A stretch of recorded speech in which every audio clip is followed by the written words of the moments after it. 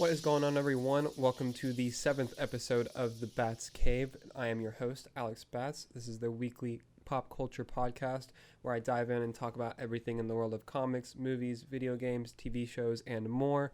Basically, just talk about whatever I've been reading, watching, listening to, whatever content I've been consuming over the last week, just general thoughts on stuff.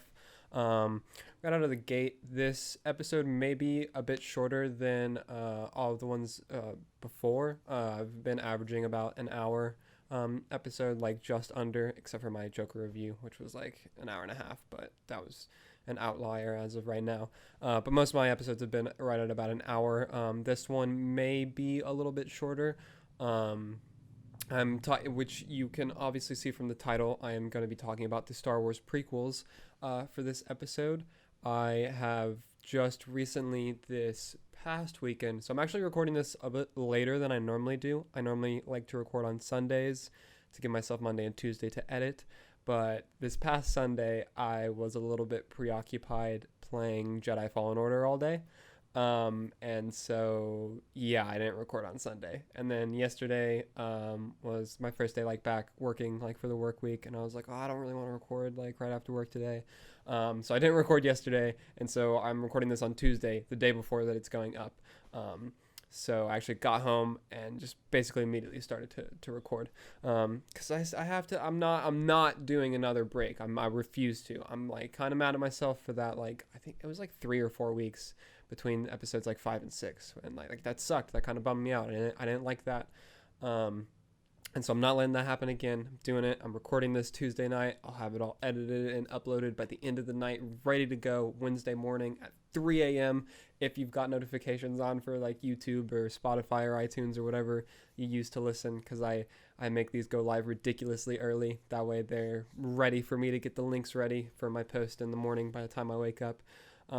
But yeah, so doing that. But yeah, so this, what I was saying, this past weekend, so Friday morning, actually, I think, because it didn't work on Friday. Friday morning, I finished rewatching Revenge of the Sith. Fantastic film. But so yeah, I've done the first 3 episodes of Star Wars, because I'm doing, before the Rise of Skywalker comes out, I talked about this, I don't remember which episode, but I'm doing a rewatch of all the Star Wars films, and so the order that I'm going, which I feel is the correct order to rewatch them, it's not release order. I saw someone said to like watch it in like episode like 4, 5, 6, 1, 2, 3, 7, Rogue One, 8, and then Solo, and like, no. Oh my god, no, like I can understand going 4, 5, 6, 1, 2, 3, and then 7, 8, but like putting Solo and Rogue One like between 7 and 8 and stuff, like I get that that's the order that they came out in, but like, come on, man, don't do that. So yeah, I'm watching in what I'm gonna call the correct order to rewatch. I'm doing it chronologically. I'm going 1, 2, 3, Solo, Rogue One, 4, 5, 6, 7, 8. So I finished 1 through 3 on Friday with Revenge of the Sith. So I'm just gonna give my thoughts on the prequels. Man, okay, so I don't know if I want to start with overall prequel thoughts first, or I guess I'll do some now and then kind of finish with more overall prequel thoughts. I like the prequels. I know a lot of people like very much dislike them. I'll use that instead of hate. I know a lot of people have a lot of problems with them, which, don't get me wrong, there are definitely some problems with these films. Revenge of the Sith is top tier Star Wars, though. I'm gonna go ahead and say that right now. That's probably my 4th favorite Star Wars film. I love that movie. I'll get more into that when I get to it, but that one's great. More so 1 and 2, I feel, are what people talk about whenever they talk about the prequels and the problems with the prequels. And I mean, I enjoy them. The time before this that I went to rewatch them, which was a couple years ago, 1 was a struggle to get through. It kind of was again. I didn't watch it in one sitting. I watched it over like 4 days. I watched it in like bursts, just like kind of whenever I had time. I would just like go and like continue watching it, which is really, I don't like watching movies like that. But it's rough. And then whenever I went to rewatch episode 2 a few years ago, I straight up just fell asleep. And so I wasn't very this was definitely going to be the hardest part of my rewatch, like getting through episodes 1 and 2. Um and I also this time I watched episode 2 in a couple different settings too. I think I did episode 2 in less um sittings than I did episode 1. Like I watched bigger chunks of episode 2 this time, but it still took me like 3 days I think to like watch the whole thing. Um and yeah, so I mean episode 1, see I'm conflicted about episode 1 and 2. But like the Phantom Menace is interesting. So I like I like what the prequels do in terms of the things that they introduce and the side of Star Wars that they show. Because like up until this point, the Jedi and the Sith basically weren't really like, they were a thing in the original trilogy, but there was like Luke, Vader, Obi-Wan, Yoda, and Palpatine. There's 5 Force users in the entire like original trilogy. I don't think I'm missing anyone. I shouldn't be. And so, like that's it. And then episode 1, we have an entire Jedi Order. Like there's the Jedi Council. There's hundreds, if not thousands, of Jedi. We don't see them all, granted, but like we immediately from the get go, like we have Qui-Gon and Obi-Wan. These are 2 Jedi that are like, Qui-Gon's in his prime and like Obi-Wan's a Padawan, but like this is a young Obi-Wan who we already obviously know from episodes 4, and so it's really cool to see the Jedi in their prime, even though they definitely are very sort of misguided, but just also ignorant to obviously the manipulations and the workings of the dark side that are at play. They are at the height of their folly, but it's still really cool to see that. And then also something that I really noticed watching the Phantom Menace this time that it kind of like went over my head as a kid, and I also just didn't really like appreciate it as a kid, and that's the political like angle that these movies have, which I know that some people like really dislike the amount of like politics and stuff that are brought to the forefront of this. But I actually, the older I've gotten, like I love Star Wars politics. I think it's so interesting because Star Wars it's such a gigantic universe, and there are so many different layers and different circles and different things that are going on in the universe, and to see and like get glimpses of how that kind of works and like the Galactic Senate and how they try to like run the Republic, and what happens when different worlds or different factions or whatever don't agree or don't want to cooperate with whatever is set forth by the Republic and the Senate. It's just so interesting seeing the ramifications of that and seeing them try to like deal with that, and then also seeing where the Jedi kind of fit into that. And so I love that a lot. I've gotten more exposure from that probably from the books than anything else, which granted I've read more, they're now Legends continuity books, than I have canon books, which I need to remedy soon. But it's still just such an interesting thing. And so I really like in episode 1 the fact that the main conflict is it's about like trade, like tariffs, and like the Trade Federation not wanting to like God, what's the word? Coalesce isn't the one that I was looking for, but it's them not wanting to like give in to the demands of the Republic. And so there's the Separatists, which whenever I was younger, I just thought that was like their name. I didn't really like put together, it's because they're separate from the Republic, obviously. But so you have like the Separatists, opposing the Republic and having a trade blockade in front of like Naboo, and it's something that I appreciated a lot more now being older, and it's just a really interesting angle of Star Wars, and like I actually really like that. Like I found myself actually like kind of like whenever it's not Padme, it's her double or like stand-in who acts like she's the queen in order to protect her. Whenever she says like they're trying to negotiate, and she's like, I will not do anything that can plunge my planet into war. Like she's operating from a strict like leader standpoint and putting like her people above anything else. And that like actually made it like I literally like sat forward in my chair and was like paying attention, because that's just something that's interesting to me now, like thinking about why she had to do that, why she's saying what she is saying and doing what she's doing, because of the political repercussions that it will have. It's just really interesting to me now. So I liked that angle a lot. And so I like the idea that they do with that and how they introduce that in episodes 1, 2, and 3 and go on with the Galactic Senate and everything. And so I think that's really cool. Um, Besides that, I noticed a lot with episode 1 of what I was feeling, which granted, it's been probably like 2 weeks at this point since I finished watching it. I really should have like watched them in a more concise time and then recorded right after, because even now it's been a couple days since I watched Revenge of the Sith.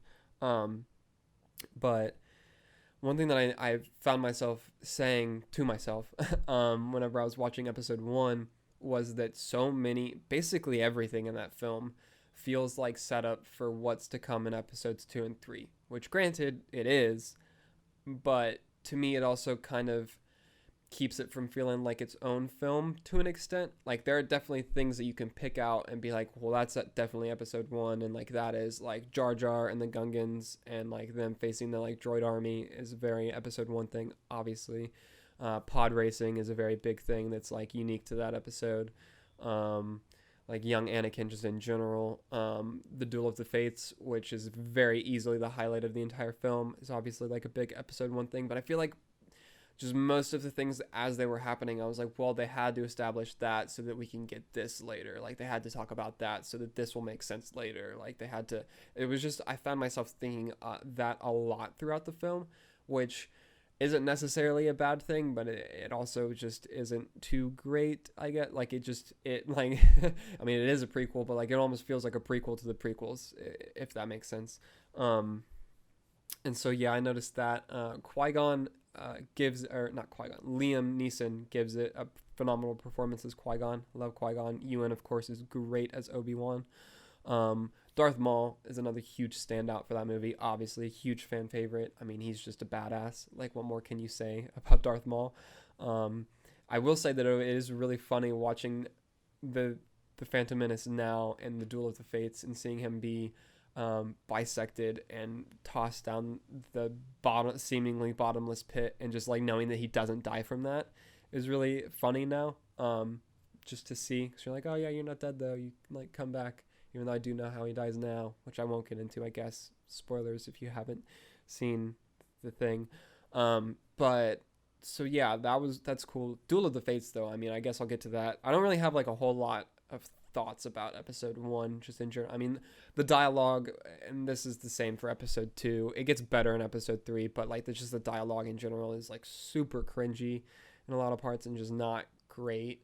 The actors do the best they can with the dialogue that they have, honestly. I will say I think that young Anakin is a pretty damn good child actor, honestly. He impressed me whenever I was watching it through this time. But yeah, the dialogue is probably the biggest detractor of that, and then the overuse of CGI whenever it's not needed. The CGI isn't, I was gonna say it's not terrible, but it's pretty bad in some spots, honestly. Has not aged well, and there's just a lot of instances where you're like, you didn't need to do CG there, George. Like, come on, build a set, do whatever. Like, you don't need that. And so that's the other thing that has kind of made the film not age as well. So like the overuse of CGI, the unnecessary use of CGI, and the dialogue is pretty cringe in a lot of different spots. Those are the two biggest like detractors. But I mean, like it's a Star Wars film. I'm a huge Star Wars fanboy, so like I still enjoy it. I have a good time. But the Duel of the Fates, oh, that's just pure joy. The Duel of the Fates is amazing. It's so good, start to finish. I mean, it's just amazing seeing like Darth Maul just ignite that the other end of his lightsaber, and like just launching into the action right there. And like it's such a all of the lightsaber fights in the prequel trilogy are, I would say, quote unquote over choreographed, where they're very obviously choreographed fights. They're not what you would really see if someone's like actually trying to kill the other person, but like they look damn cool, like they just look really cool, which is nice to see. It's entertaining to watch, and so it's really cool seeing Qui-Gon and Obi-Wan go against his dual-bladed lightsaber. It's just epic to see. He just looks amazing anyways. I really loved they like, it's early on in the fight, but they go into the big, I don't even know what it's called. It's not a room. It's like it's not a hall. It's It's not a Colosseum. I don't even know what to call it. Just a huge open area that has all the bridges and the plasma energy things, whatever, going from like the floor to the ceiling. They go into that area, and it's when Obi-Wan and Qui-Gon kind of push Darth Maul like against like one of the edges, and the camera does a like zoom in on all of their faces. Like it cuts between all three of their faces, and like that zoom in and the score at that moment is just so good. Fantastic moment. The duel, and then it goes, obviously, and they get to the part when they're running. It's cut between, which is actually funny because I rewatch Duel. I watch that lightsaber duel like every now and then on YouTube. I'll just search it up just to watch it. And so whenever you watch it on YouTube, it's the whole fight is cut together. But watching it in the movie, there you also get the it's cut with the sequences of Anakin piloting the, I don't know the name of the ship. Sorry, Sean, if you're listening, because I'm sure that you're screaming at me right now that you know the name. But the yellow ship that Anakin is piloting to destroy the Separatist. It's not a cruiser. I don't know what that's called either. Sorry. But it's cut between Anakin and the Duel of the Fates at the end, and so it was interesting seeing that this time. But yeah, so that was cool. The Duel of Fates is great though, and then it obviously gets to the part where there's the red like force field barriers that like stop them. It's a fantastic moment whenever Qui-Gon like realizes it and just like takes the time to like meditate for a moment. And then of course we get Qui-Gon's death, which is extremely emotional.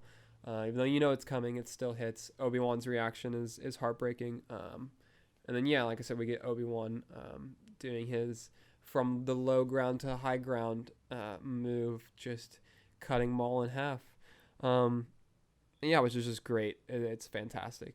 I think that's like most of my thoughts about Phantom Menace. It's really interesting, the age gap between Padme and Anakin.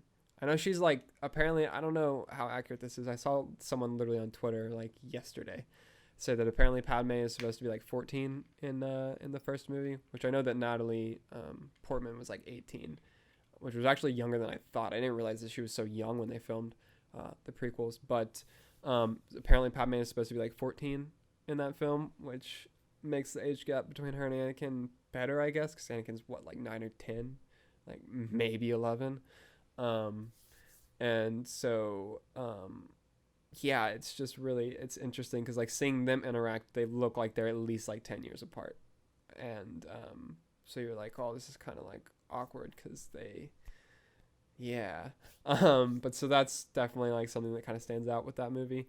But yeah, then there's Attack of the Clones, and I now am unsure whether or not I like The Phantom Menace or Attack of the Clones more.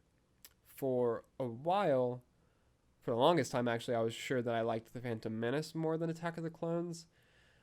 I'm not sure about that anymore. So here's the thing with Attack of the Clones. One, it carries over the super cringy dialogue and the unnecessary use of CGI from The Phantom Menace.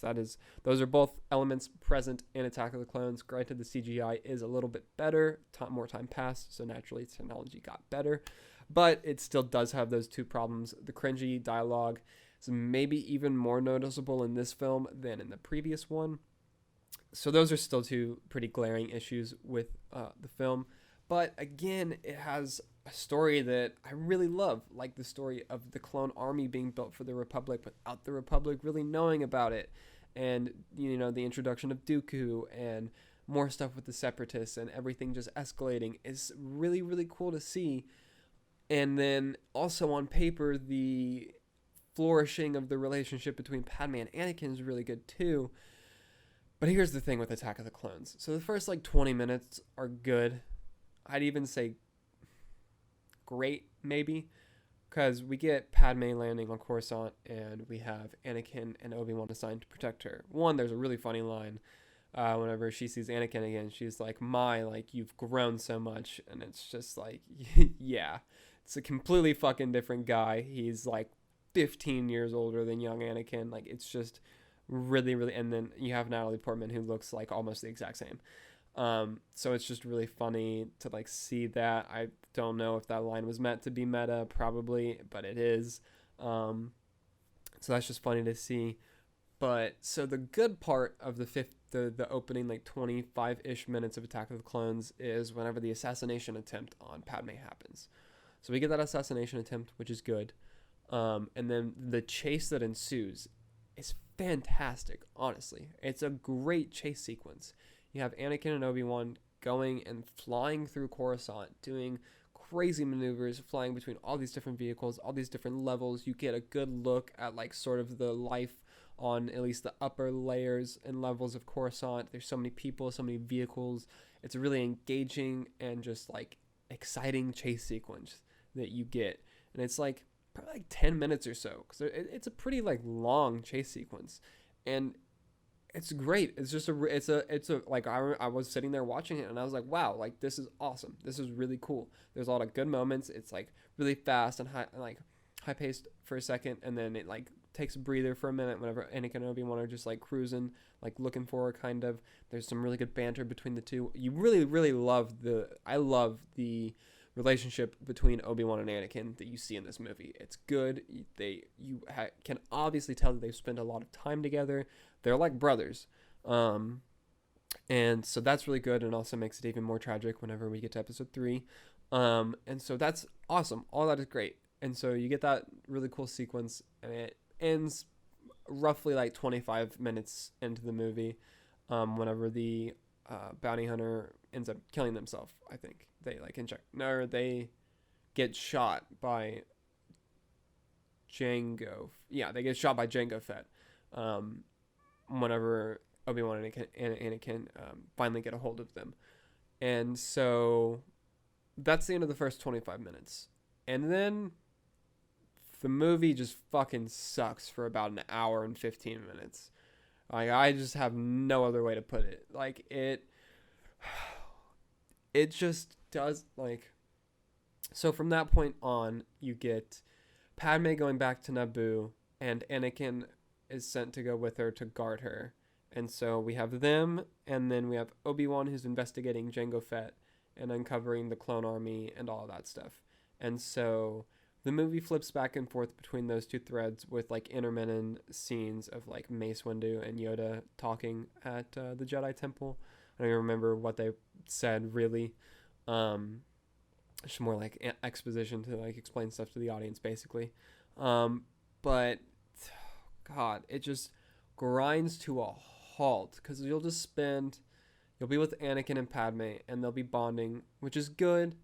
You need to see that. You need to know their level of like emotion and affection and love for one another. And so in the dialogue it's there, but it's just so...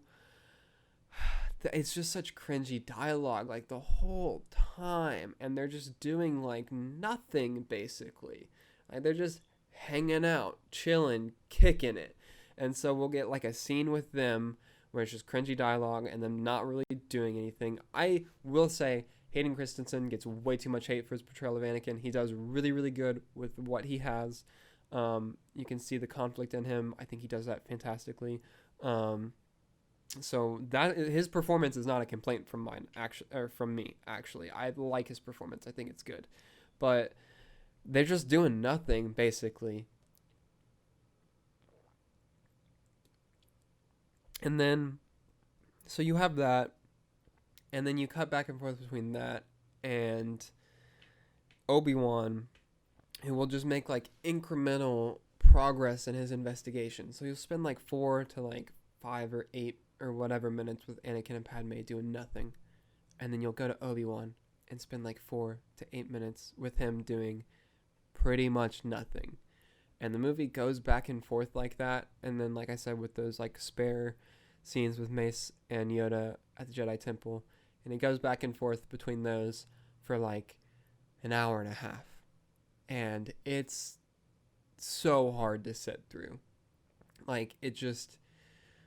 And it sucks because the story is good, like on paper, and the concepts it introduced and everything. Like it's good. I like what they're trying to do. I like what they're going for, but it's just so fucking boring to watch, dude. Like it hurts honestly for like just that entire middle of the movie. Then at one point you get Anakin going to Tatooine to try to that's even towards the end of that all that bullshit. You get Anakin going to like try to save his mother, and like that sequence is good. You really see the seeds of him turning to the dark side there when he just completely like unleashes on them. The shot of him riding the speeder across the desert is fantastic. I really like that shot, and seeing like that side of Anakin is good. It's necessary and it's done well there. Seeing that just conviction and that just drive, and it also plants the seed of like he refuses to let his loved ones die. Like he will not let Padme suffer the same fate that his mother did. That's a very important seed to plant, and it's a good thing that they do. But besides that, the whole middle of the movie is just not very good. The Obi-Wan and Jango Fett fight is another highlight of that part. But like that fight is great. I really really like that fight. But between that and Anakin going to try to save his mother, that's like what 10 minutes maybe of an hour and a half ish. I'm rounding here. I don't remember exactly how long, but just boring. Like I had to have no other way to describe it. So yeah, the whole middle of the movie is just fast forward through it, honestly. But then you get to Geonosis, and I pretty much love everything from there until the end of the movie. It's great. The whole like Anakin Padme like in the conveyor belt stuff and like trying to like get out of that, all that action is really really solid action. It's really exciting seeing them like go through all that, try to survive, and then eventually get captured. It's really compelling. And then whenever they do get captured and brought out into the Coliseum, the entire Coliseum sequence is awesome. Padme, Anakin, and Obi-Wan having to fight off those monsters, which another thing that I have to say before I like get kind of further. I watched these movies when I was very young. These, I know I said in like my Rise of Skywalker trailer reaction podcast episode. Did I do an entire episode just on that trailer? Did I? Maybe. But whenever I think I did. But I said in that one that I like feel like I quote unquote grew up with the sequel trilogy because those are the ones that I've seen in theaters. But like rewatching these again, like I remember so much of them because I did watch these movies a lot whenever I was really really young. Like these obviously were very impressionable for me and are a big part of why I love Star Wars so much. And so there is definitely some nostalgia wrapped up whenever I rewatch these films, especially episodes 2 and 3 I've found. And so like seeing all those monsters, I was like, oh yeah, like these fucking guys. But like seeing them fend off the monsters is so cool. And then that whole sequence is great. It's really exciting. And then obviously, you know, all of the Jedi showing up and just this huge battle of Jedi, like 100 of them at least probably against all these different droids is just so cool. Like it's such great action and entertainment. There's so many great moments, like little moments in it. It's filmed really well. Like it's great. It's a solid part of the movie. And then that segues into this huge full-scale battle of Geonosis, which is fucking awesome. It's so cool. You literally just get the clone and droid armies fighting each other. There's a shot in like the middle of the battle that's like it's 100% CGI, and it's like these clone troopers walking through this massive dust storm, and like you get blaster bolts and everything like firing through them, and like that CGI right there it looks so good. Like it's a fantastic shot, and just so this huge full-scale battle is just so cool to see. Like it's awesome. I love that. Just everything from when Padme and Anakin get to Geonosis onward is great. Honestly, I love it. And then I'll say everything with one caveat, which I'll get to in a second. And so you get that, and then that segues into Count Dooku trying to escape, and Anakin and Obi-Wan having to like fly after him and try to get him, which goes into the duel between Anakin, Obi-Wan against Dooku. And you know, Anakin, of course, being the hothead that he is, rushes in, gets his arm cut off at the elbow, and so then we have Obi-Wan and no, he doesn't get his arm cut off yet. He like rushes in and just gets like thrown to the side. And so that happens. And whenever he does that, like Obi-Wan ends up getting like, see, I don't even remember. I can't even remember the fight like beat for beat. But anyway, Anakin gets tossed to the side, and then Obi-Wan gets, oh yeah, he gets wounded like on his like arm and leg. He gets cut with the lightsaber. Um, and then we get Anakin versus Dooku, and Anakin. Okay, so there's a shot. It's like 5 shots, I guess, that I absolutely hate. And like I know I've said before, I don't like speaking like completely negatively on things. I feel like there's enough negativity already.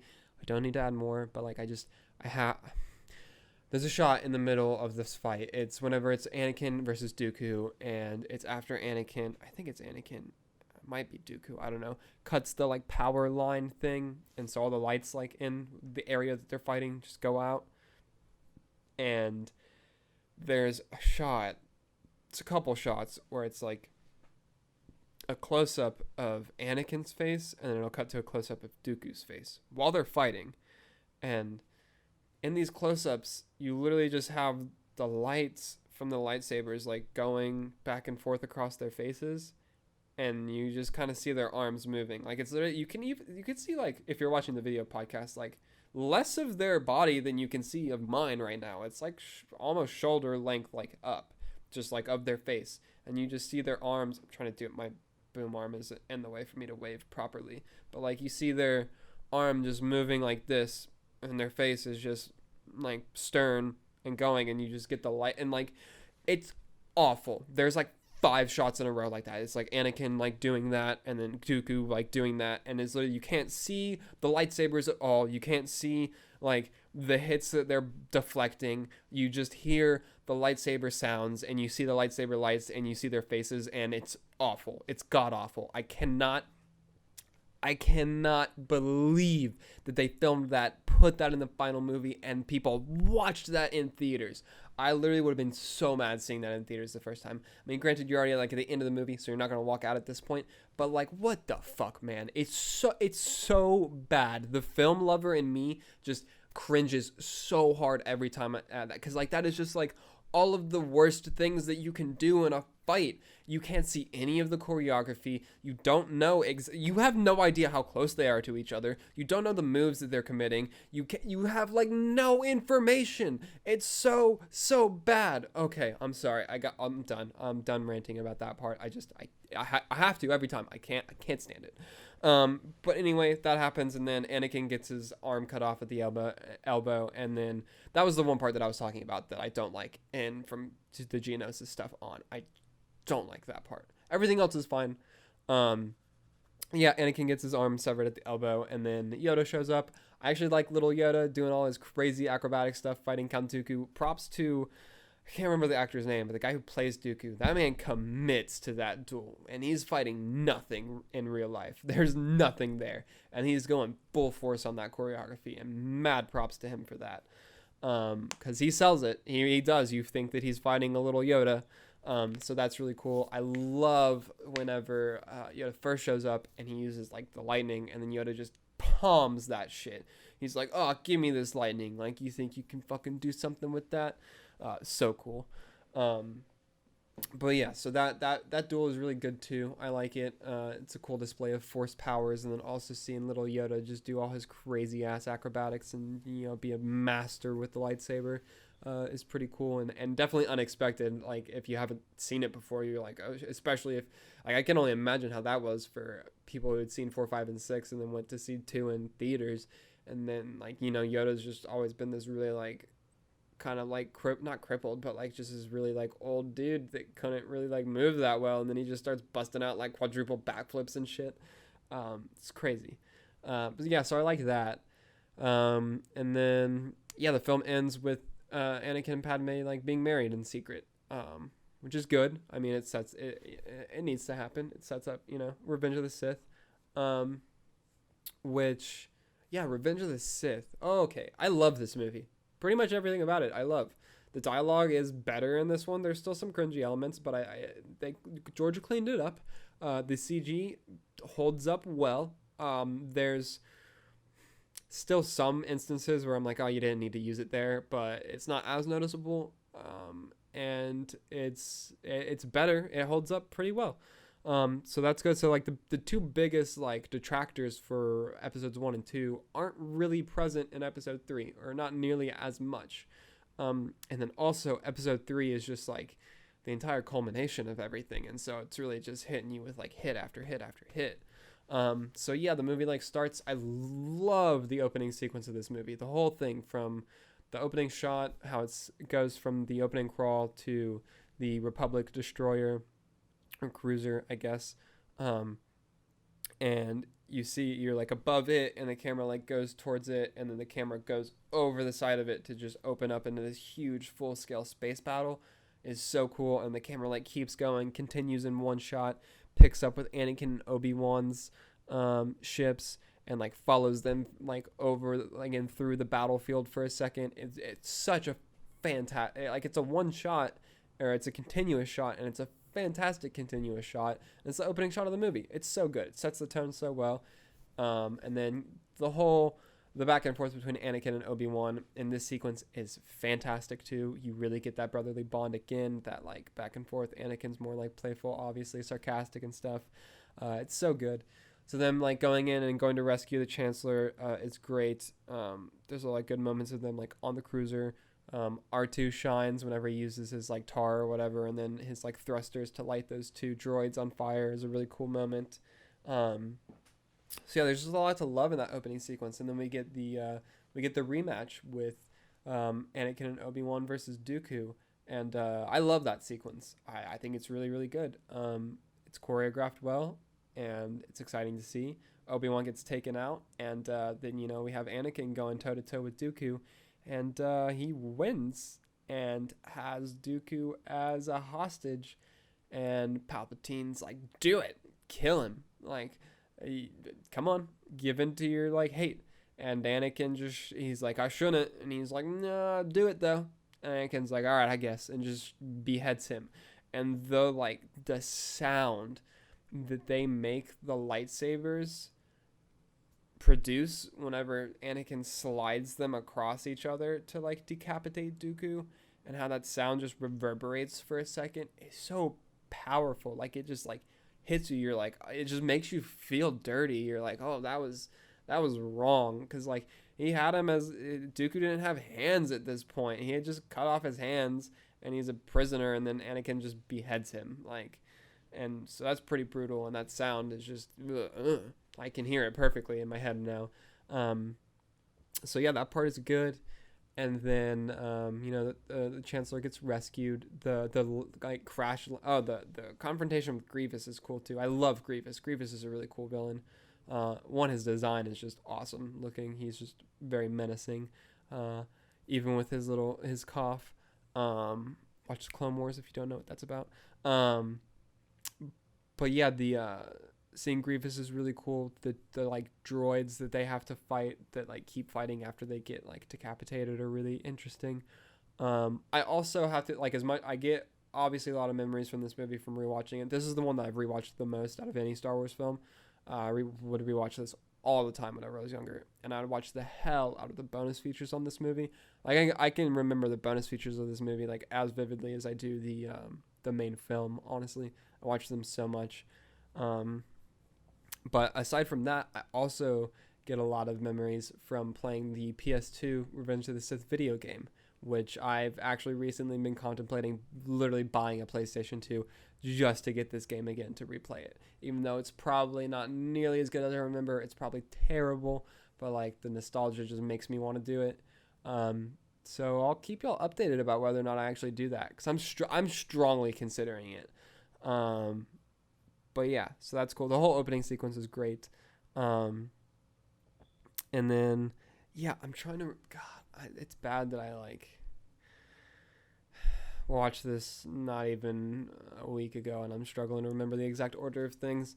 But yeah, this movie, it does such a good job of the seduction of Anakin Skywalker by Palpatine. Like, you see how completely he's manipulated by the Emperor and thrust down this path, because he starts having the premonitions of Padme dying in childbirth.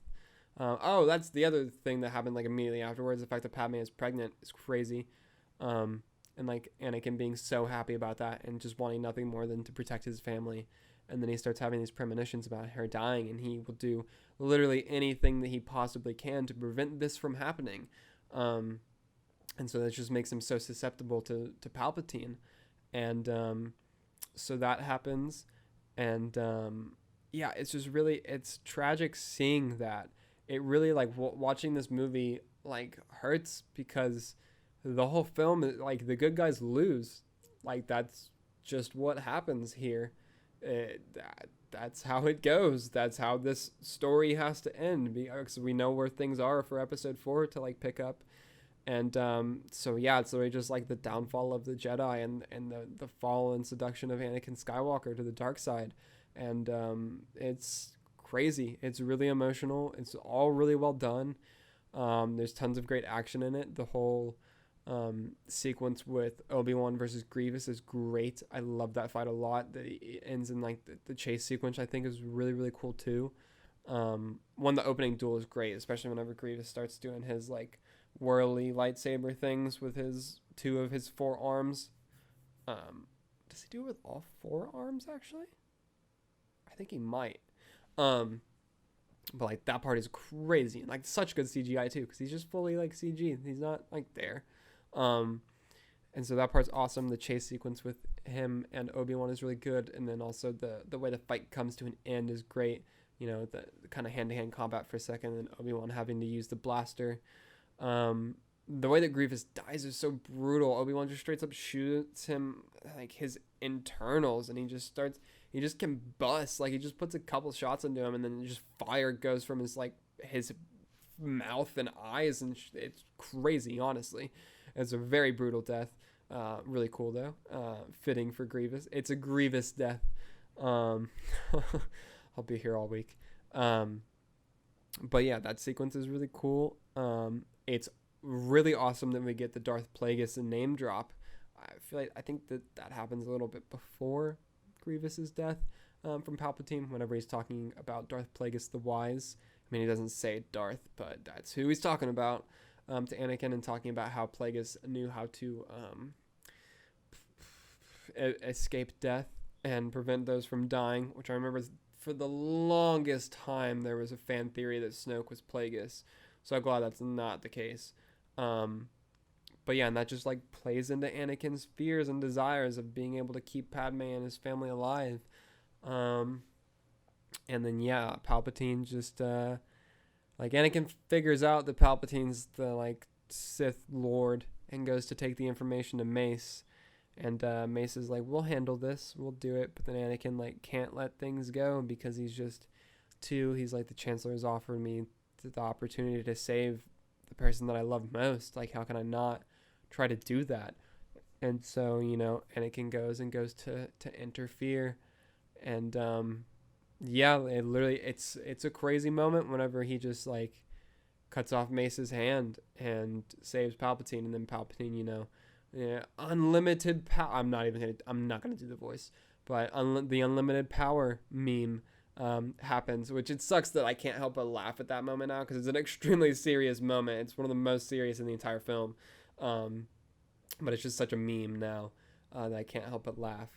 But yeah, it's just the huge turning point, and then he, you know, becomes the disfigured emperor that we know him as, and he literally just like knights basically Darth Vader, and he's like, rise Lord Vader, and like that theme hits, and just hearing him say like Lord Vader, and like Anakin rising, having like now committed to the dark side, and he's now the apprentice of the Sith Lord, is just such a huge moment. It's done well. It's something that like is so integral to the Star Wars story that I can't help but love seeing it.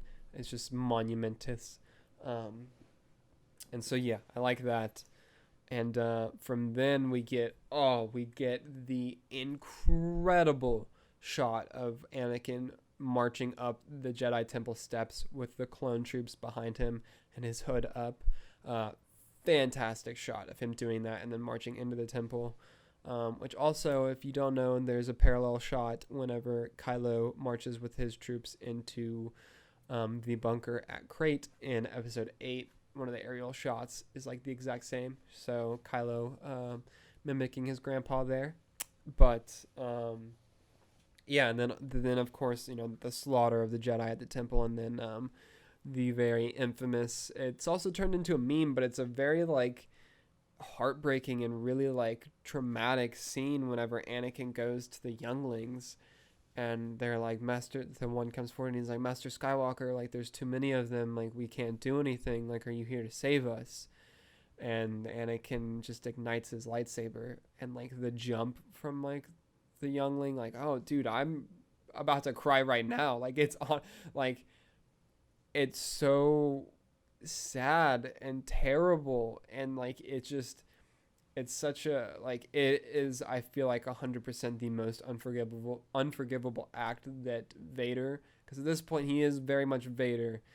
Anakin is in there somewhere, he has to be, but like he has become Darth Vader now, and it's the most unforgivable act that he commits. He just slaughters the younglings, and it really like, the purpose that it serves in the story is to show you, one, just how far Anakin has fallen, and then also, if you had any doubts about the fact that he is now the villain of this story, they're gone. He just slaughtered kids.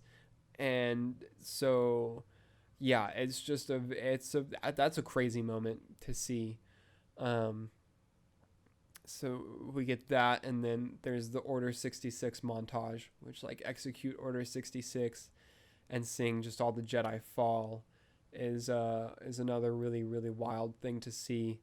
That, like, it sounds bad saying like you love to see it, but like it's a very, like, I don't want to say it's like satisfying thing to see, but it's just like, damn, like this is like, you see the fall of the Jedi, which is crazy. It's so sad and heartbreaking, and then the whole montage is done so well, and then we get Yoda escaping.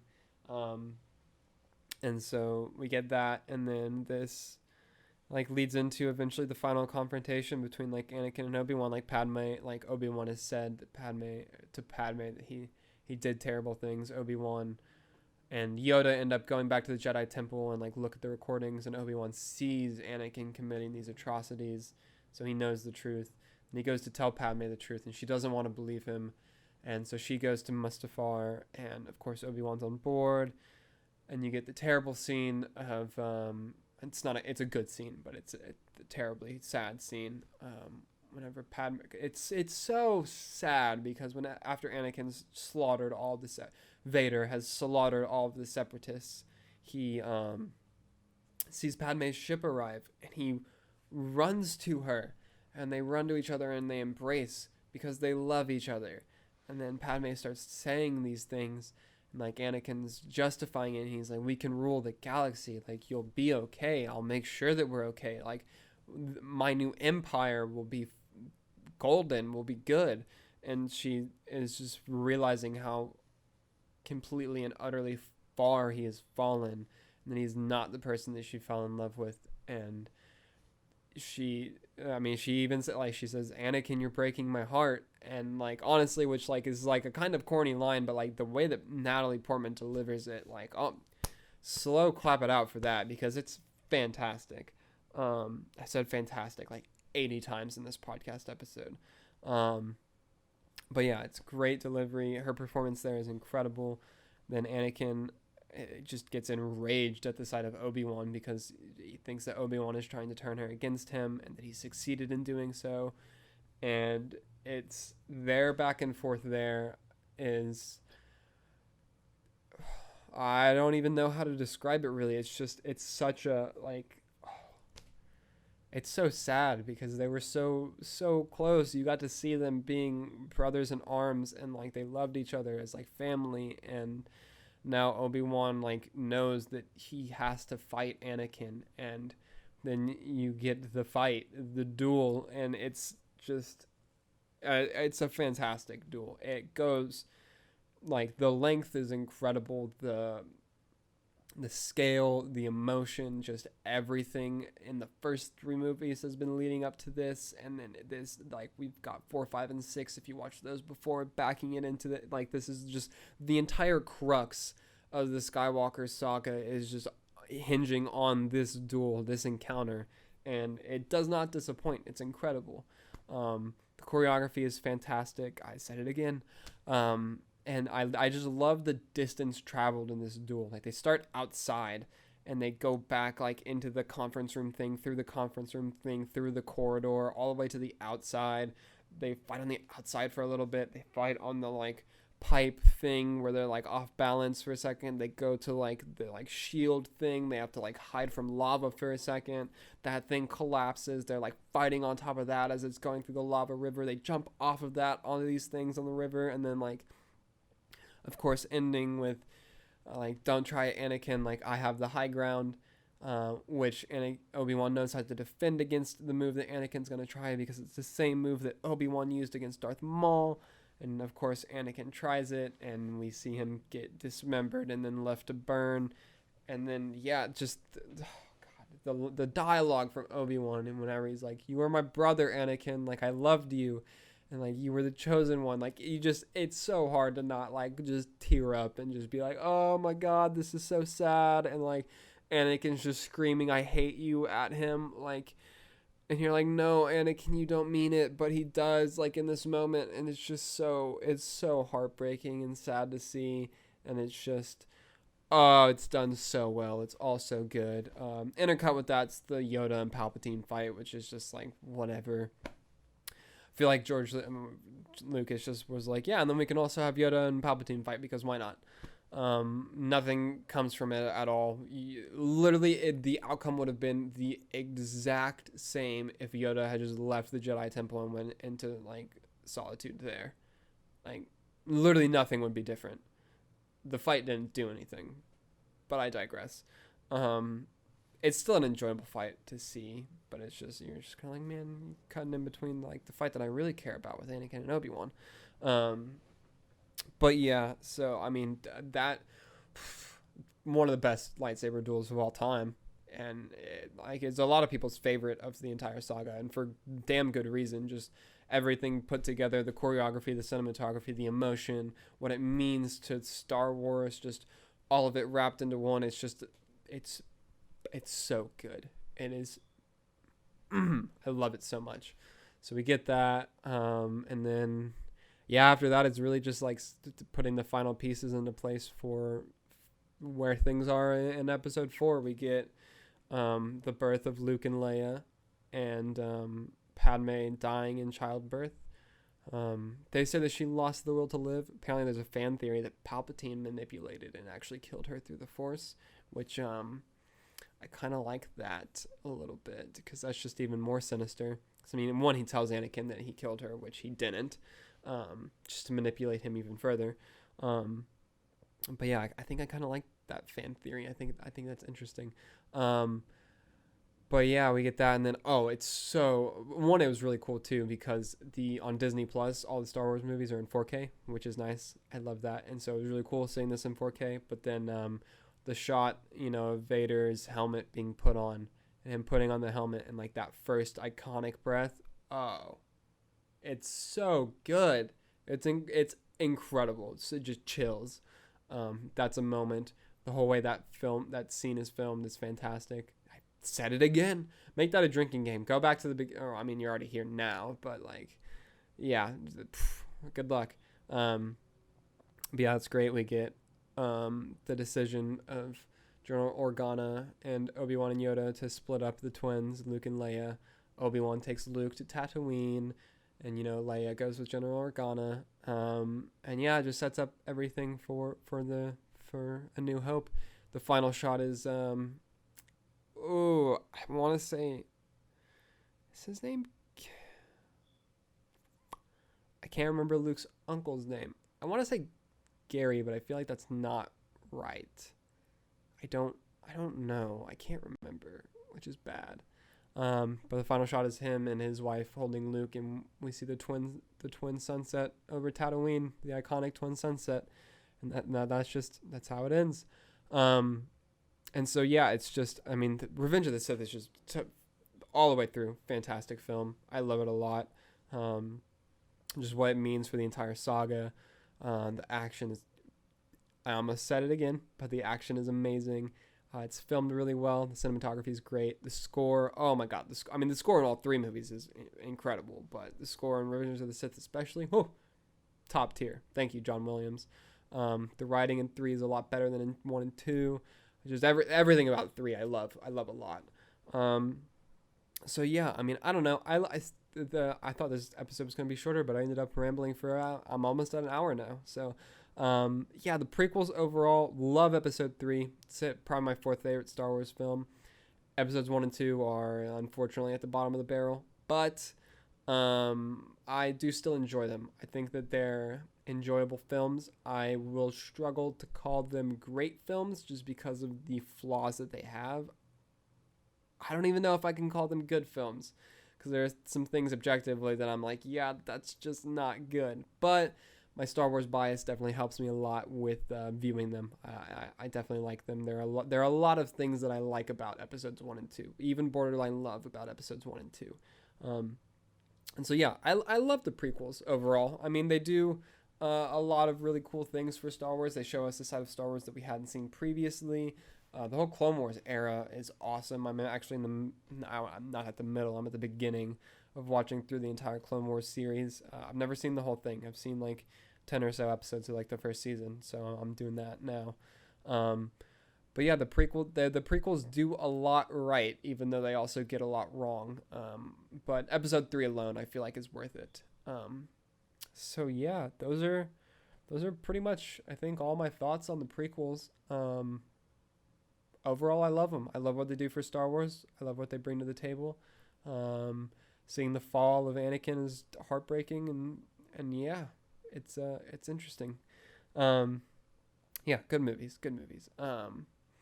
So I guess now I'll do like my social media plugs and all that. So if you don't follow me on Twitter, you can follow me on Twitter at APBatman with 2 T's is my personal Twitter, where I tweet about whatever, basically. And then you can find me on Twitter at Batman Files. That's my Batman account, which I assume most people listening to this probably got here from that account. But if you didn't, go follow me at Batman Files for more Batman content. I just post a bunch of Batman stuff on there pretty much all the time. It's the account that I use the most.